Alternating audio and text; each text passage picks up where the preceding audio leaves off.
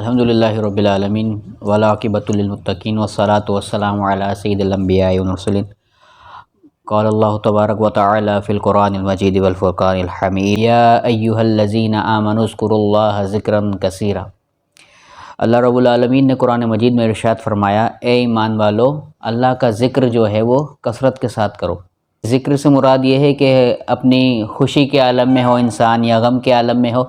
تو ہمیشہ رب العالمین کو یاد کریں۔ ہم امام بخاری رحمہ اللہ کی والدہ کے بارے میں ایک واقعہ ہم سماعت فرمائیں گے۔ امام بخاری رحمہ اللہ جب چھوٹے تھے تو انہیں ایک آنکھ کی بیماری لاحق ہوئی تھی، جس کی وجہ سے ان کی بینائی جو ہے وہ زائل ہو گئی تھی۔ امام بخاری رحمہ اللہ کی والدہ ایک نہایت نفیس، عبادت گزار اور عابدہ زاہدہ خاتون تھی۔ جب انہیں امام بخاری رحمہ اللہ کی اس بینائی زائل ہونے کا معلوم ہوا تو وہ اللہ رب العالمین کی بارگاہ میں کثرت سے دعائیں کرنے لگیں۔ امام بخاری رحمہ اللہ کی لیے دعائیں اللہ تعالیٰ نے ان کی قبول فرمائی،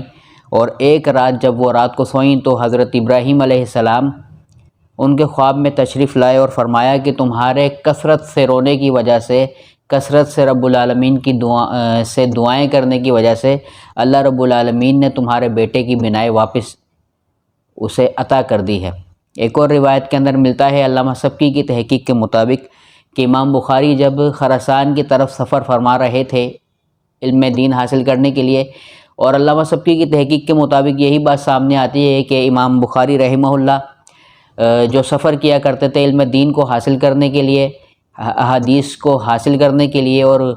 راستے میں جو آپ کو گرمی کی شدت کا سامنا کرنا پڑتا تھا، اس وجہ سے جو ہے آپ کی بینائی زائل ہو گئی تھی۔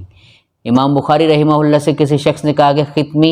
ایک لیپ ہوتا ہے، جس طرح ہمارے یہاں پر بر صغیر پاک و ہند کے اندر لوگ داڑھیوں کو رنگنے کے لیے جس طرح کلر یوز کرتے ہیں، اس طرح اس زمانے میں ختمی ایک ضماد، ایک پیسٹ ہوتا تھا۔ تو کسی نے کہا کہ امام بخاری رحمہ اللہ سے کہ سر کے بال منڈوا کر وہ لیپ استعمال کرو،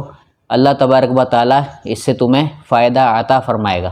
تو امام بخاری رحمہ اللہ خود فرماتے ہیں کہ جب میں نے اس کا استعمال کیا تو اللہ تبارک و تعالیٰ نے میری بینائی مجھے واپس لوٹا دی۔ یہ امام بخاری رحمہ اللہ کی جوانی کا واقعہ ہے، جب ان کی خراسان میں تحدیث علم کے لیے، علم حدیث حاصل کرنے کے لیے جب انہوں نے خراسان کا سفر فرمایا تو اس وقت ان کی بینائی دوبارہ زائل ہو گئی تھی، جس وقت انہوں نے یہ ختمی نام کا جو